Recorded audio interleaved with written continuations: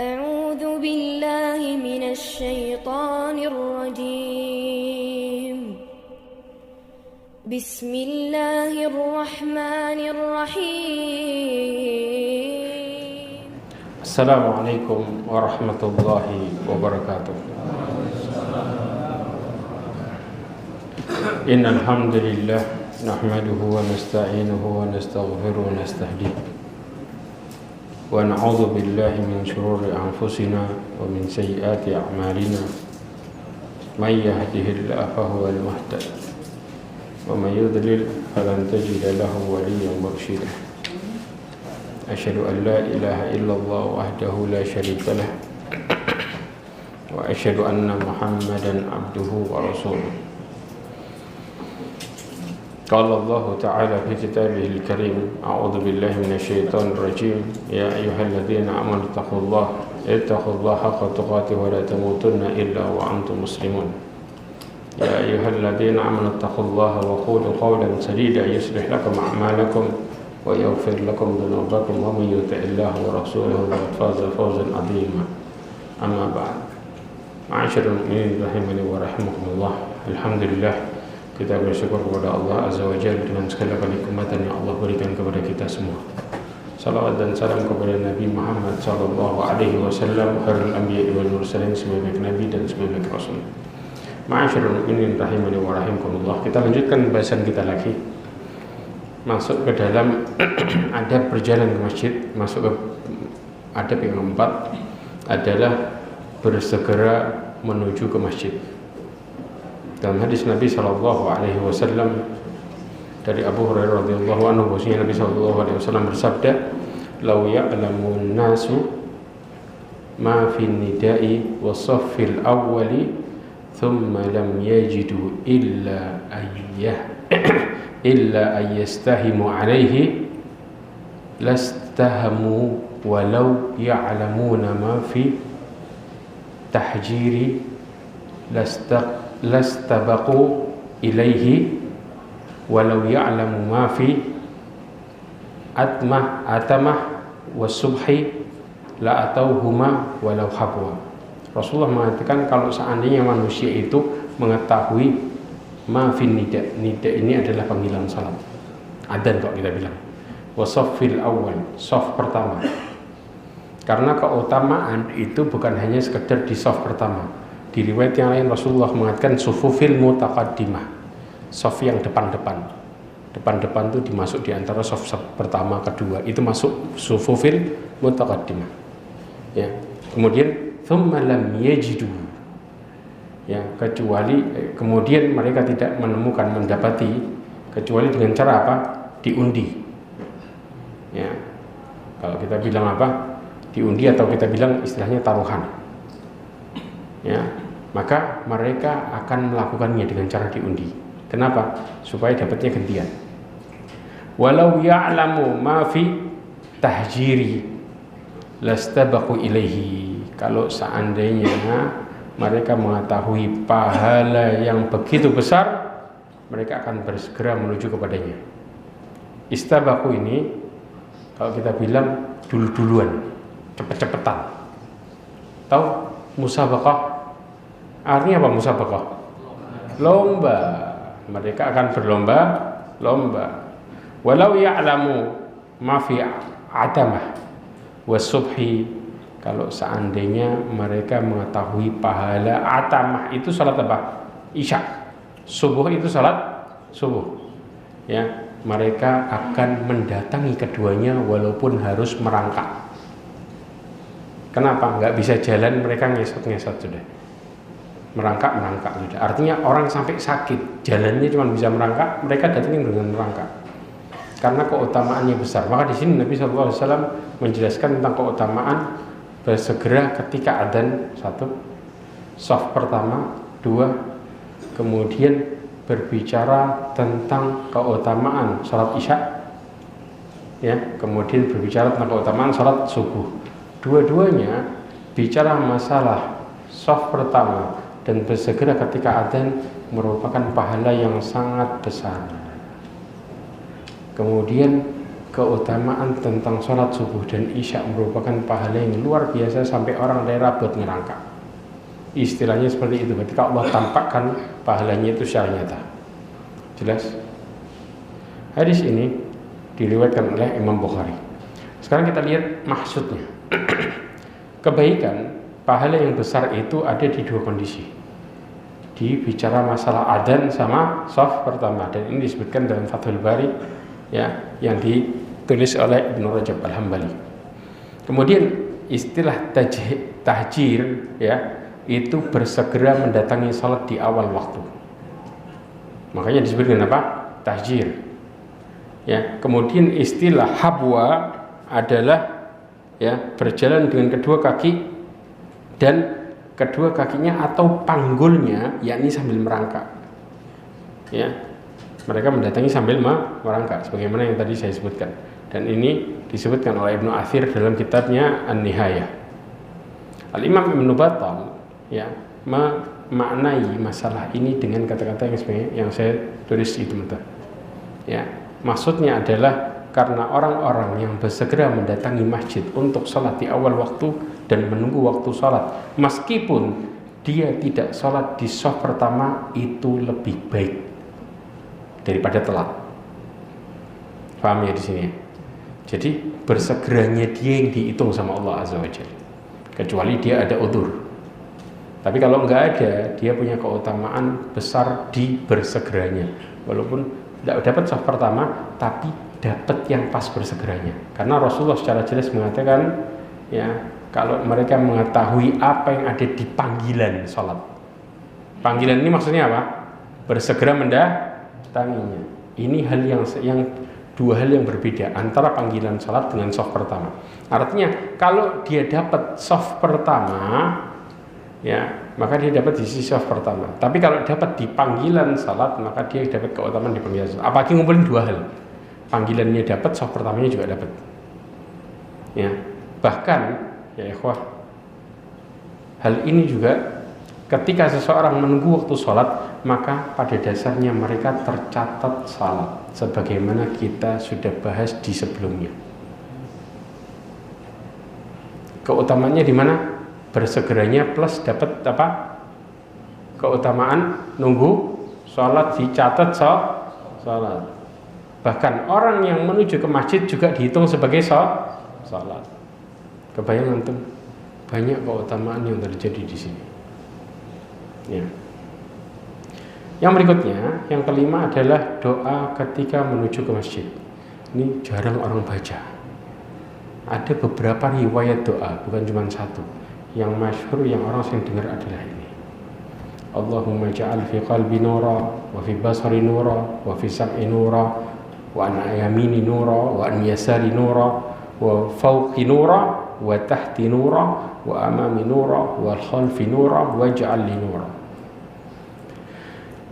Hadis ini membantah juga bahwa Rasulullah diciptakan dari cahaya. Ada perkataan bahwa Rasul asal cahaya inti semuanya adalah Rasulullah. Pernah dengar itu nggak? Pernah dengar kata-kata itu? Hadis ini membantah itu. Ya, orang yang meyakini bahwa semua cahaya awalnya adalah nurnya Muhammad. Kalau Rasulullah punya cahaya, Rasulullah nggak pernah minta ini. Dan itu hadisnya bukan hadis yang sahih, bahkan lemah pun enggak, lebih parah daripada itu. Paham di sini? Makanya bantahannya ada di pada dalil ini. Disebutkan di mana Rasulullah meminta, ya Allah jadikan di hatiku cahaya. Cahaya apa ini? Petunjuk. Wa fi basari nur, pada mataku, pandanganku cahaya. Wa fi sam'i nur, dan pada pendengaranku cahaya. Artinya kasih semua itu petunjuk. Ya. Kemudian wa an yamini, dari sebelah kanan cahaya. Wa an yasari, dari sebelah kiri cahaya. Wa fauqi, dari atas cahaya. Ya. Wa tahti, dari bawah cahaya. Wa amami, dari depan cahaya. Wa khalfi, dari belakang cahaya. waj'al li nura, maka berikan aku cahaya. Antum bisa bayangin hati, pandangan, pendengaran dari mulai kanan kiri, ya, atas bawah, depan belakang, semua. Kalau kita bilang sudah. Ya. Riwayat yang lain. Nanti ada doa juga. Ya. Rasulullah membaca doa ini ketika kapan? Keluar menuju ke masjid. Pas menunaikan sholat subuh. Jadi mengawali waktu dengan baca ini. Kita pernah dengar doa ini enggak? Ada yang hafal? Nah, ini pentingnya ya ikhwah belajar. Pentingnya sambil keluar, sambil jalan baca doa ini. Kita minta petunjuk hari itu full hari itu. 24 jam kita minta petunjuk sama Allah, berawal dari sholat subuh. Sunnahnya dibaca sholat subuh. Berangkat antum sholat subuh mengawali hari dengan membaca ini. Kemudian membaca doa ketika masuk dan keluar masjid. Ini juga penting. Ketika seseorang masuk ke dalam masjid, baca apa? Allahumma ftahli abwaaba rahmatik. Ketika keluar membaca Allahumma inni as'aluka min fadlik. Ini banyak tempelan di masjid biasanya. Di pintu masuknya ada tempelan gede, pintu keluarnya ada tempelan gede, bisa kebaca. Tapi bukan cuman itu riwayatnya. Perhatikan baik-baik kata-kata ini. Nah, ya, ada tambahan ya yang ada pada riwayat Abdullah ibn Amr ibn As. Bahwa Nabi mengatakan annahu idza dakhal masjid baca a'udzubillahil azim bi wajhikal karim wa sultanihil qadim minasyaitonir rajim Allahumma ftahli abwaaba rahmatik. Gabungin. Tapi orang hafal ini kapan? Ada yang tahu? Ini dibaca cuma pas masuk Masjidil Haram tok. Padahal ini semua masjid. Orang masuk Masjidil Haram hafal doa ini. Ya. Apa doanya? A'udzubillahil azim biwajhikal karim wa sultanihil qadim minasyaitonir rajim Allahumma ftahli abwaaba rahmati. Yang enggak hafal foto fadl supaya kita juga bisa baca karena keutamanya besar. Kenapa? Masuk masjid minta rahmat Allah azza wajalla. Karena dengan minta rahmat Allah, apa keutamaannya ya ikhwah? Kemudian juga minta dijauhkan apa? Dari syaitan. Kita bisa khusyuk masuk dalam masjid. Sadar nggak? Besar keutamaannya. Tapi kalau enggak, sekadar cuma masuk blus, masuk, setan mulai goda di sholatnya. Habis sholat tambah emosian, pulang tambah masalah, tambah sumpah. Di rumah ribut, katanya habis sholat, kok nggak nampain orang sholat? Karena pada dasarnya kita nggak minta sama Allah ketika kita sedang menghadap kepada Allah azza wajalla. Antum tahu, para sahabat ketika kemudian menghadap sholatnya wajahnya serius luar biasa. Kenapa? Kata mereka apa? Apakah engkau nggak tahu kepada siapa kita menghadap? Mereka sadar sistem ini, mereka sadar hal ini, makanya keseriusan di wajah mereka tampak. Kita mau ketemu presiden aja, gemeteran anak. Baru sekedar orang gede dalam posisi sama-sama manusianya. Kita bicara ketemu Allah, tapi kita dalam kondisi apa adanya, seakan-akan santai. Kalau kita tahu keutamaannya dan bagaimana efeknya dalam kehidupan kita, kita jauh lebih gemeteran daripada urusan manusia. Ini realita yang terjadi. Maka di sini kita bisa akan menghargai dengan luar biasa ketika kita tahu memahami makna dan tujuannya. Makanya pentingnya kita memahami adab. Disitulah Allah akan mulai apa? Memberikan kita petunjuk sebagai hamba yang sebenarnya, yang ketika mereka memaknai bersimpuh di hadapan Allah yang sebenarnya. Paham di sini? Kemudian lagi diriwayatkan dari Abu Humaid Sa'idi, ya, Rasulullah SAW mengatakan idza dakhala ahadukumul masjid falyusallim ala Nabi sallallahu alaihi wasallam. Hendaklah mengucapkan salam kepada Nabi. Berarti apa? Bersalawat. Tambahkan dengan as-salatu wassalamu ala Rasulillah. Allahumma ftahli abwaaba rahmatik. Terjadi nggak ini? Orang hafal ini masuk Masjidil Haram. Masuk Masjidil Haram lengkap bacanya. Begitu masuk masjid biasa, masjid biasa beda. Ya ikhwah, nggak ada bedanya. Rasulullah ngajarin adab itu di setiap masjid. Kadang-kadang kita bisa serius ngafalin pas giliran ke sana, tapi pas giliran di sini apa adanya. Padahal Allah nyuruh kita bukan cuma ibadah di Masjidil Haram dan Masjid Nabawi, betul nggak? Iya. Kemudian kalau keluar baru mereka mengatakan Allahumma inni as'aluka min fadlik. Kita minta keutamaan dari Allah Azza wa Jalla. Keutamaan dari apa? Dari apa yang kita lakukan dalam ibadah. Pulangnya minta keutamaan, berakatnya minta rahmat. Subhanallah. Jelas? Yang berikutnya, kalau masuk masjid dulu kan kaki apa? Keluar duluan kiri. Kadang-kadang orang ancang-ancang masuknya dari mana dulu gitu ya. Nah, kalau di sini lantai 2 dulu apa dari bawah? Masjidnya mulai dari mana? Antum harus paham. Ya, baru keluarnya pakai kaki kiri. Sebagaimana dari Aisyah, karena Nabi sallallahu alaihi wasallam yu'jibuhu tayammun. Sebenarnya kebiasaan mulai kanan itu bukan sekedar masuk masjid.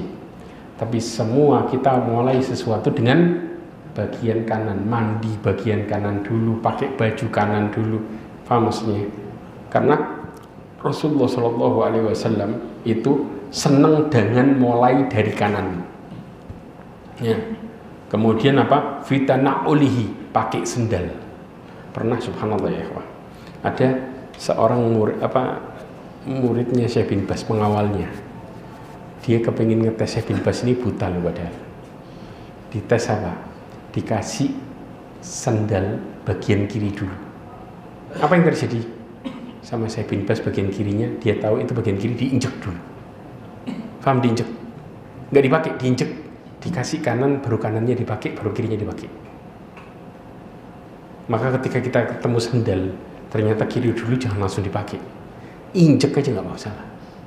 Cari bagian kanannya, dapat kanan dulu pakai, baru kiri. Walaupun ketemunya bagian kiri dulu. Dan ini subhanallah dicontohkan sama Syekh bin Bas. Padahal dia buta, tapi tetap dia jaga kebiasaan itu. Kenapa? Karena totalitas kepingin niru Nabi SAW. Karena yang dilakukan Rasulullah dikatakan wa ma atakumur rasul fakhudhuh wa ma nahakum anhu fantahu. Ya. Karena Rasulullah SAW ya tidaklah berkata dengan hawa nafsunya, akan tapi apa? Wahyu. Maka semua perilaku Nabi SAW diawasi dan langsung ditegur oleh Allah Azza wa Jalla ketika terjadi sebuah kesalahan. Karena Allah persiapkan Rasulullah SAW untuk contoh sepanjang masa, bukan buat cuma satu kaum. Maka Allah sempurnakan agama ini dengan sempurna luar biasa. Kemudian apa? Wa tarajulihi, dan Rasulullah SAW suka bagian kanan itu mulai dengan menyisir. Wa tuhurihi, biasa juga dengan bersuci wudu. Rasulullah suka bagian kanan dulu. Ya, kemudian apa? Wa fi sya'nihi kulli, dan semua kebiasaannya, urusannya Rasulullah mulai dari bagian kanan. Ini dalil secara umum. Tapi dari Anas bin Malik dikatakan minas sunnah, dari sunnah idza dakhala al-masjid an tabda'a bi rijlikal yumna, untuk mulai dengan kakimu yang kanan. Wa idza kharajta an tabda'a bi rijlikal yusra, kalau keluar mulai dari kaki kiri. Hadis ini secara jelas, kalau yang tadi dari Aisyah mengatakan secara umum, dalil hadis riwayat Bukhari. Kalau yang dari Anas bin Malik ini menunjukkan langsung pada sasarannya, yaitu masuk masjid dan keluar masjid. Kemudian yang ke-8 ya ikhwah, tahiyatul masjid. Bahkan hukum tahiyatul masjid memang bukan wajib, tapi mendekati wajib. Yaitu apa? Sunnah muakkadah. Sunnah muakkadah itu satu letting pas di bawahnya wajib. Jadi kalau istilahnya wajib itu kan macam-macam, fardu ain, fardu kifayah. Nah, habisnya itu satu letting pas di bawahnya wajib disebut dengan sunnah muakkadah. Kayak contohnya sholat sunnah. Sholat sunnah apa?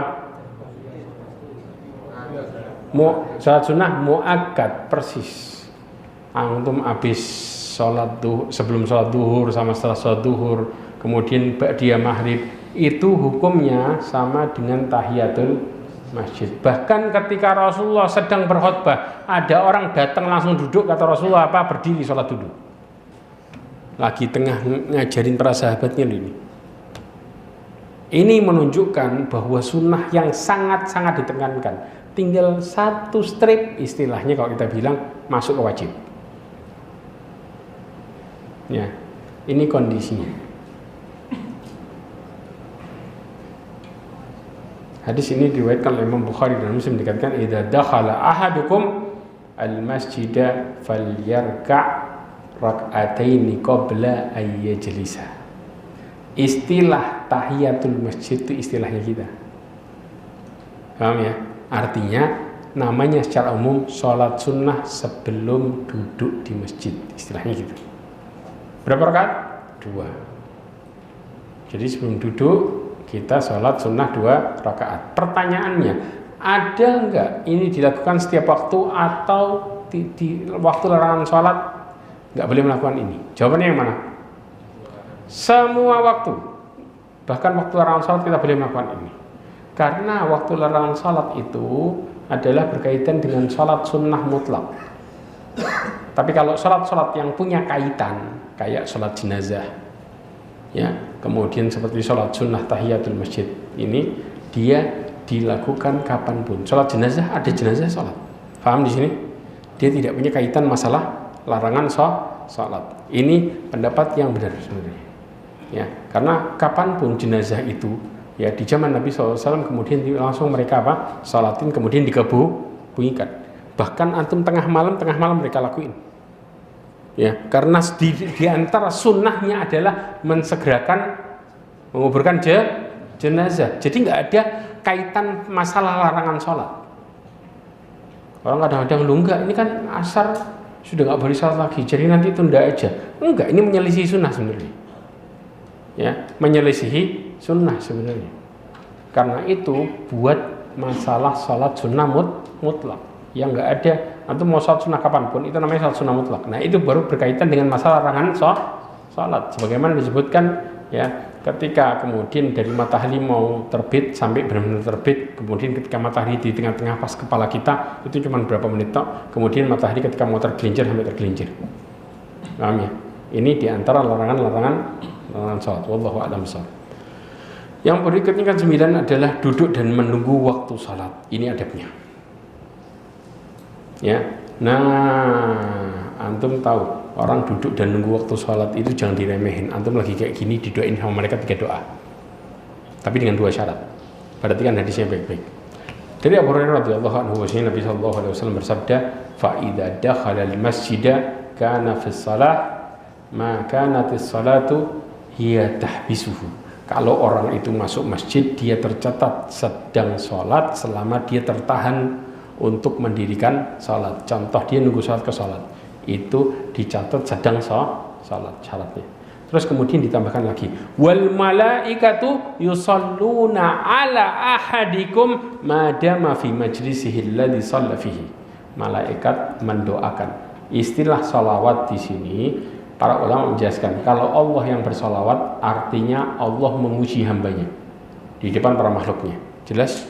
Karena kondisinya berbeda. Kalau malaikat yang bersolawat artinya malaikat mendoakan. Nah, malaikat mendoakan apa? Selama dia tidak pergi dari tempat sholatnya. Artinya di tempat sholatnya tadi. Nunggu sholat tadi di tempatnya, ya sudah, dia mendapatkan doanya malaikat. Apa doanya? Yaqulun, mereka para malaikat mendoakan. Artinya berarti sekarang kita didoakan. Iya. Mereka doanya Allahumma arhamhu. Ya Allah, rahmati dia. Allahumma ighfir lahu. Ya Allah, ampuni dia. Allahumma tub alaihi. Ya Allah, terima taubatnya. Jelas? Rahmati, ampuni, terima taubatnya. Terus ada 2 syarat. Malam yu'di fihi, selama enggak nyakitin sebelah-sebelahnya. Jelas? Nyakitin pakai apa? Pakai sikap, pakai perkataan masuk semuanya, doa malaikat berhenti. Makanya hati-hati pas lagi duduk, jaga sikap, antum dapat keutamaan besar. Yang kedua, malam yuhdits fihi, selama tidak batal wudhunya. Batal berhenti doa malaikat. Loh, Ustaz, kalau ana nahan kencing gimana? Tambah antum makruh. Ya jangan ditahan ya ikhwah. Makanya di antara sunnahnya kita berwudu dari rumah dan mempersiapkan diri. Di antara sunnahnya.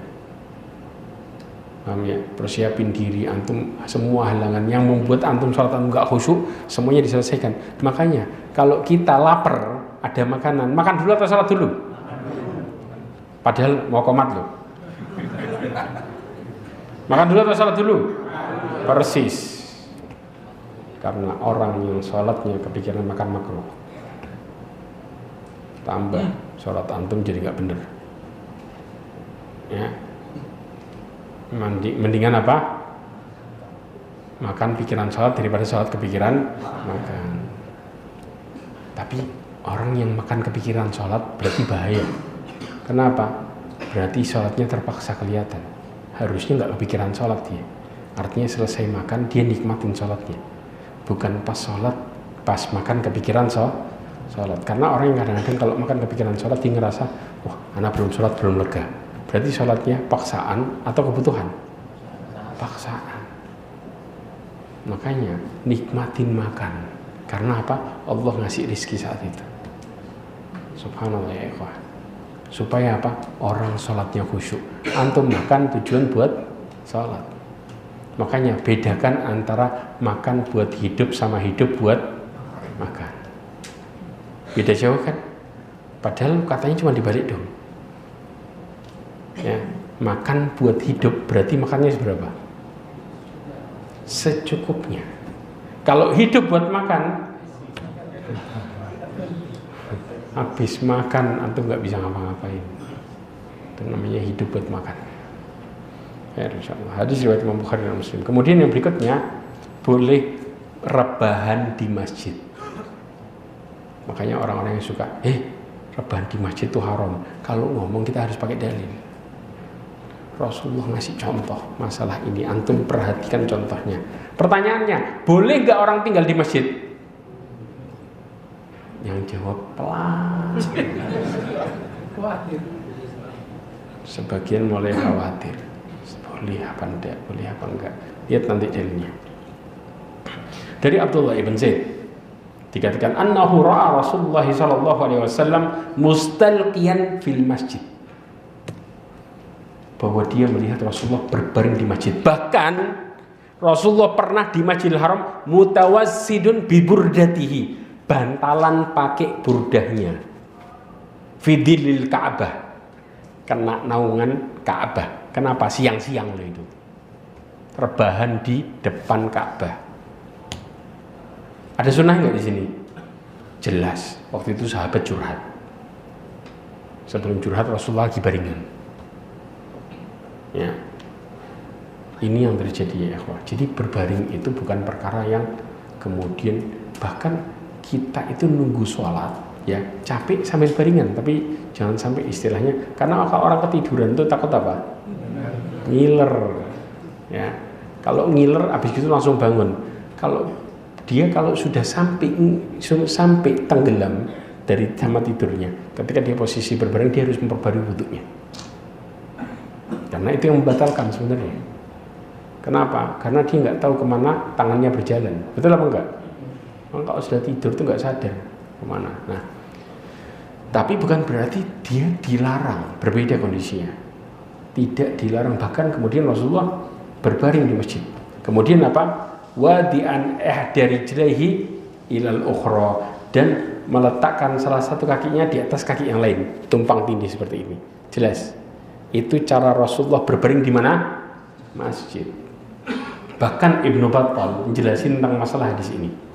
Disebutkan bahwa Rasulullah melakukan itu di masjid supaya para sahabat mengetahui bahwa perbuatan tersebut adalah perbuatan yang ringan dan diperbolehkan di dalam masjid.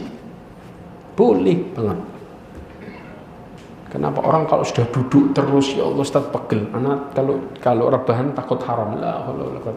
Besok nggak datang lagi ke masjid dia. Betul apa enggak? Iya, kayak orang terpaksa. Ini merupakan anjuran supaya para sahabat itu juga melihat bagaimana hal ini diperbolehkan.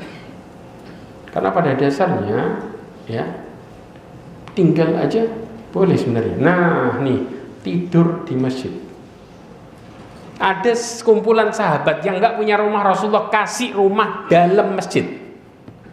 Antum tahu Masjid Nabawi yang lama, areal dekat Raudhah itu di belakang.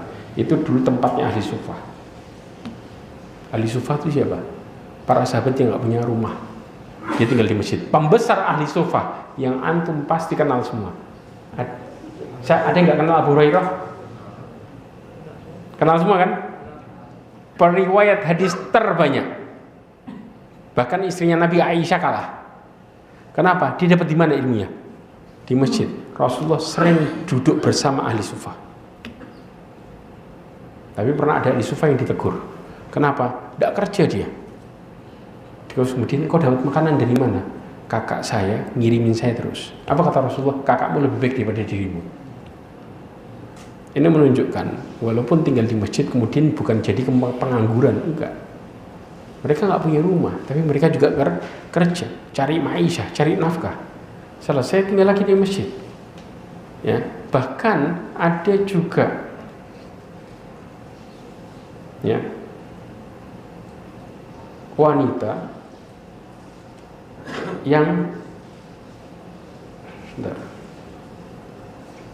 wanita yang dia tinggal di mana? Masjid. Nah, antum tahu nggak? Ada perempuan yang menghuni masjid. Ya. Siapa dia? Seorang wanita yang pernah Rasulullah SAW tanya ketika mana dia. Ya. Wanita ini merupakan wanita yang menghuni di masjid. Saya jelasin hadisnya dengan hadis yang sahih. Pertanyaannya, wanita itu punya kebiasaan haid gak? Punya. Kemudian dia tinggal di masjid. Ya. Ini hadisnya. Hadis riwayat Imam Bukhari. Antum baca. Ya. Aisyah mengatakan ada seorang budak wanita berkulit hitam milik suatu kampung. Kemudian dibebaskan. Kemudian wanita itu tinggal ya bersama kabilah menempati suatu kampung tersebut. Lanjut kemudian Aisyah menjelaskan bahwa dia menempatkan tempat tinggal berupa sebuah bilik di masjid. Ya, kemudian dia biasa mendatangiku dan ngobrol denganku. Dia ada ruangan tinggalnya dia. Di mana? Masjid. Perempuan sendiri loh itu. Jelas di sini sebatang kara nih, karena bekas budak dia. Ya, maka dia punya tempat tersendiri tinggal di masjid. Berarti boleh nggak tinggal di masjid? Boleh banget bolehnya. Rasulullah memberikan tempat ahlu sufah tinggal di masjid. Ini ahlu sufah laki-laki semua. Iya, perempuan gimana? Ini perempuan dalilnya. Berarti ini menunjukkan perempuan juga boleh tinggal di masjid, di tempat ruangan khusus tersendiri. Bahkan dia sering ngobrol dengan Aisyah. Dia ngobrol dengan Aisyah. Ya, bahkan ini menjadi dalil bolehnya perempuan haid untuk masuk ke masjid. Karena memang ada khilaf di antara para ulama. Ada yang mengatakan nggak boleh, ada yang mengatakan boleh. Yang mengatakan boleh berdalil dengan dalil ini. Kemudian juga dengan dalil apa? Ketika Rasulullah SAW menyuruh Aisyah buat apa? Buat masuk ke masjid. Kemudian Aisyah mengatakan, wahai Rasulullah, sesungguhnya aku sedang haid. Kata Rasulullah apa? Haidmu bukan di tanganmu. Boleh berarti nggak masuk ke masjid? Dia masuk masjid ngambil barang, nggak ada masalah. Ya. Ini ada banyak dalil lah, banyak dalil yang menunjukkan bahwa kemudian dikatakan juga al-muslimu la yanjus. Muslim itu nggak najis. Jadi artinya toh dia mau haid masuk ke masjid nggak ada permasalahan. Dia ada kebutuhan. Kenapa? Kayak duduk dengerin majelis ilmu. Boleh nggak? Boleh dia masuk ke masjid. Ya. terlepas dari khilaf ya saya bilang ya, karena memang terjadi khilaf di antara para ulama. Ada yang mengatakan nggak boleh, ada yang mengatakan boleh. Nah, yang boleh mengatakan dengan dalil ini. Juga dalil di antaranya ketika Aisyah melakukan haji dalam kondisi haid. Apa kata Rasulullah? Perhatikan, sesungguhnya haid adalah perkara yang telah ditetapkan oleh Allah untuk putri Adam. Lakukan seperti yang dilakukan jamaah haji, hanya saja kamu tidak boleh tawaf di Ka'bah. Lakukan seperti yang dilakukan jamaah haji. Berarti jamaah haji masuk ke masjid enggak? Iya. Kecuali tawaf di Ka'bah. Yang terhalangi perempuan adalah masalah tawaf. Lah kalau kemudian haid pas posisi sa'i, bisa enggak? Banget. Padahal sa'i itu di dalam masjid enggak? Iya. Jelaskan di sini. Ya. Ini dalil, banyak dalil kalau saya bilang, kalau kita bicara waktunya terlalu mepet. Banyak dalil yang menunjukkan bahwa wanita boleh, yang haid boleh masuk ke masjid terlepas dari khilaf. Kita kalau benturan dengan khilaf nggak selesai. Tapi ini dalil kuat yang menunjukkan bahwa bahkan ada perempuan yang tinggal di masjid karena dia juga punya kebiasaan haid. Kalau nggak boleh, maka Rasulullah melarang wanita untuk tinggal di masjid. Jelas? Tapi Rasul tidak melarang. Padahal orang ini hidup di zaman siapa? Rasulullah SAW. Ya, paham ya? Wallahu a'lam bishawab. Ashabus Suffah, antum lihat, para sahabat dari kalangan muhajirin yang tidak memiliki tempat tinggal, disebutkan oleh Ibnu Rajab. Ya, mereka berdiam diri di masjid. Makanya dari Nafi menyebutkan akhbarani Abdullah ibn Umar annahu kana yanam wa huwa syabun a'zab, bahwa dia tidur di masjid sedangkan dia apa? Pemuda yang belum nikah, a'zab. Ya, la ahla lahu fil masjid sallallahu alaihi wasallam. Ya, dia belum berkeluarga. Ya, maka kemudian dia tidur di mana? Masjid. Hadis riwayat Imam Bukhari. Kemudian tidak melakukan transaksi jual beli atau mengumumkan barang hilang di masjid. Tidak boleh. Dua larangan yang secara jelas. Kenapa? Nggak boleh transaksi jual beli di dalam Syarah Sahih Bukhari karena masjid dibangun untuk didirikan ya ibadah, ya bukan untuk hal dagang. Paham ya? Masjid didirikan tempat buat beribadah. Ini aturannya buat dzikir. Ya. Makanya kita sudah pernah bahas masalah ini. Kita di antara sunnah yang diperbolehkan berdoa mendoakan keburukan adalah doain apa? Orang yang jual beli di mana? Masjid. Ya, kata Rasulullah dalam hadis dari Abu Hurairah riwayat Imam Tirmidzi dan Ad-Darimi dan disahihkan Al-Albani, dikatakan idza ra'aitum may yabi aw yabta, kalau engkau melihat orang yang menjual atau beli, ya faqulu, maka katakanlah la arbahallahu tijaratak, mudah-mudahan Allah enggak memberikan untung daganganmu. Didoain supaya rugi. Coba jelaskan dalilnya. Sunnah nggak kita ngedoain kayak gini? Dapat pahala nggak? Jelas Rasulullah ngomong, katakanlah. Doain kayak gini kita dapat pahala. Karena larangan keras. Larangan keras. Tapi ada yang tanya, kalau nanti kemudian bicaranya masalah utang gimana Ustaz? Karena ada yang tanya juga. Nanti insyaallah ada jawab di sini. Ya. Wa idza ra'aitum mayanshudu fihi dallah faqulu la raddallahu alaihi. Apabila engkau melihat orang yang mengumumkan barang yang hilang di masjid, maka katakanlah semoga Allah tidak mengembalikan barangmu. Doa jelek bukan? Iya. Jelas. Jadi doain buruk bagi orang yang dagang sama ngumumin barang hilang. Ada yang kelihatan dompet gak? Mendingan ngomong di luar. Selamat antum. Jelas? Terjadi nggak ini sukanya? Ya, siapa yang kemudian kehilangan dompet, jangan umumin di masjid. Keluar. Itu antum aman. Paham ya di sini? Jelas ya? Dalilnya. Nah. Selain nggak boleh, Al-Imam Nawawi mengatakan, ya, tidak boleh untuk memuat barang hilang di masjid. Jadi dua, transaksi nggak boleh, barang hilang nggak boleh. Dari Abu Hurairah Rasulullah mengatakan, man sami'a rajulan yanshutu dhallah fil masjid falyaqul la raddallahu 'alaika fa innal masjid lam tubna lihada. Dikatakan apabila mendengar seorang bukan barang yang hilang, maka katakanlah semoga Allah tidak mengembalikan barangmu. Kenapa? Karena masjid bukan didirikan buat ngumumin barang hilang. Jelas tujuannya? Buat apa? Ibadah. Barang ini urusan dunia apa akhirat?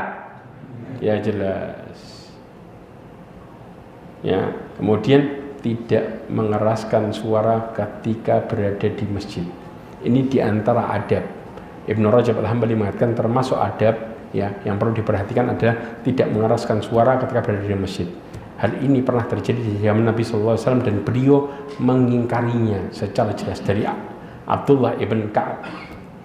Ya, Abdullah ibn Ka'bah ya dikatakan ya akhbarahu annahu taqada ibn Ubay hadrat ya dainan lahu alaihi fi ahdi Rasulullah sallallahu alaihi wasallam fil masjid fartafa'at aswatuhuma hatta sami'a Rasulullah sallallahu alaihi wasallam wa huwa fi baitihi fakharaja ilaihim Rasulullah sallallahu alaihi wasallam hatta kashafa sijfa hujratihi wa nada Ka'ba ibn Malik ya Ka'ba ya Ka'bu ya qala labbaika ya Rasulullah fa asyara bi yadihi an da'i syatra min daini qala Ka'bun qad fa'altu ya Rasulullah qala Rasulullah sallallahu alaihi wasallam qum qaqdi ya qaqdi qum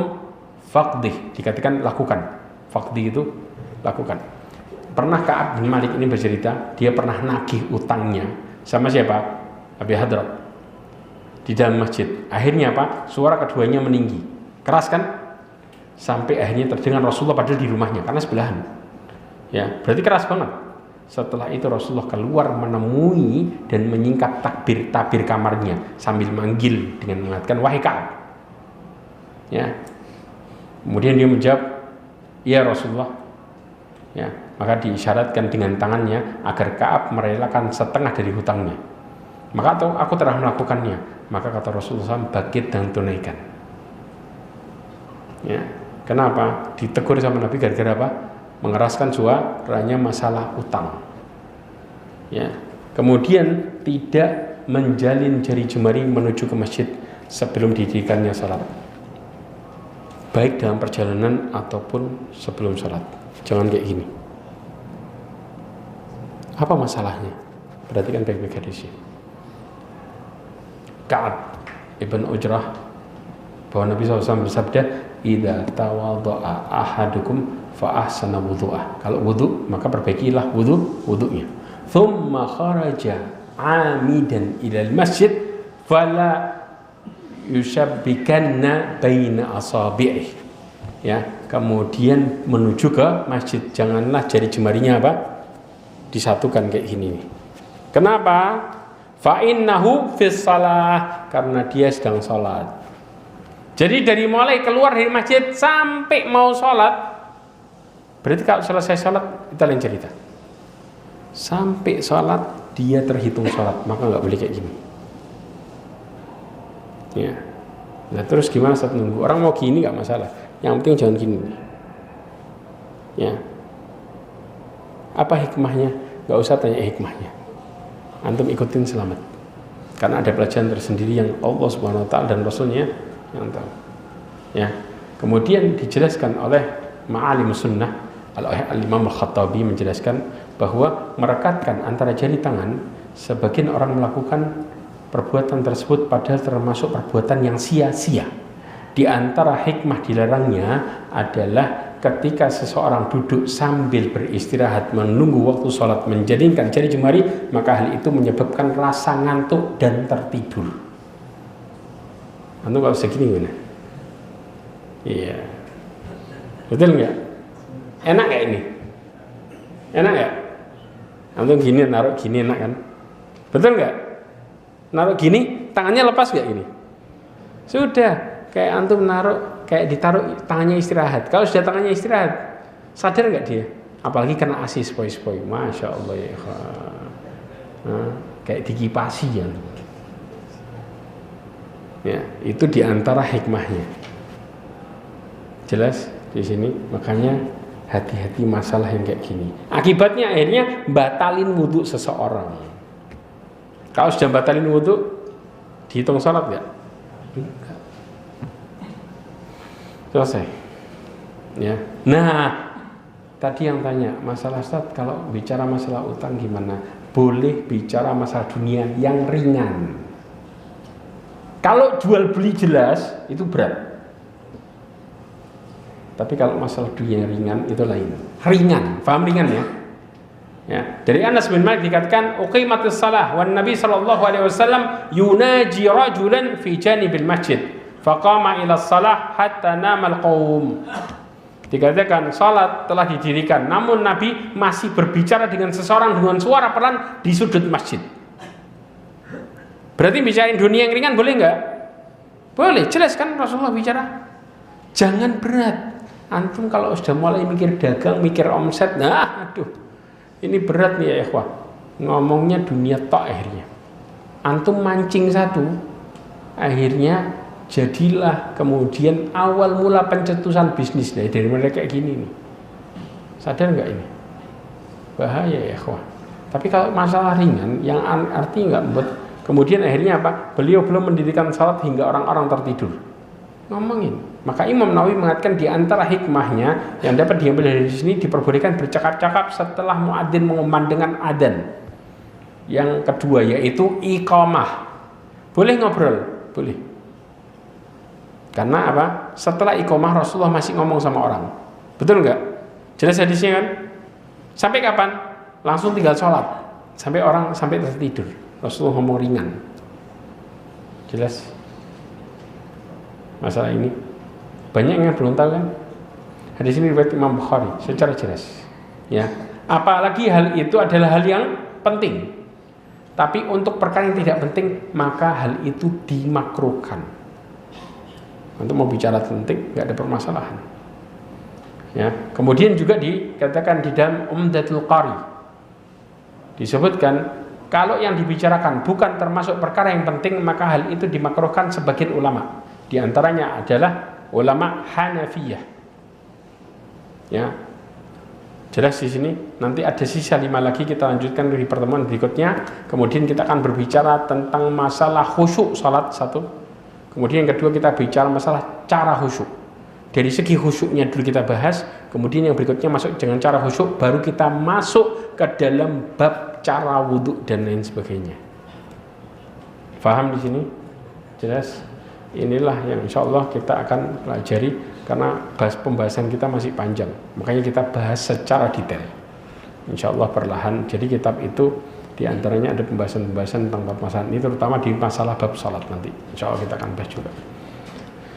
Mudah-mudahan apa yang kita belajar hari ini menjadikan kita semakin bertakwa kepada Allah Azza wa Jal, dan mudah-mudahan Allah anugerahkan kita kekhusyuan di dalam salat. Mudah-mudahan Allah terima ibadah kita dan salat kita, dan mudah-mudahan Allah jadikan semua kebaikan kita dijadikan timbangan kebaikan di akhirat kelak, dan mudah-mudahan Allah Subhanahu wa taala tutup hidup kita semua dengan husnul khatimah, serta mudah-mudahan Allah Subhanahu wa taala selamatkan saudara kita semuanya di Palestina, terutama di Gaza, dan mudah-mudahan Allah Subhanahu wa taala kembalikan Masjidil Aqsa ke tangan kaum muslim, dan Allah memuliakan Islam dan para muslimin. Amin ya rabbal alamin. Subhanakallahumma bihamdika asyhadu an la ilaha illa anta astaghfiruka wa atubu ilaik. Wa akhiru da'wana alhamdulillah. Assalamualaikum warahmatullahi wabarakatuh.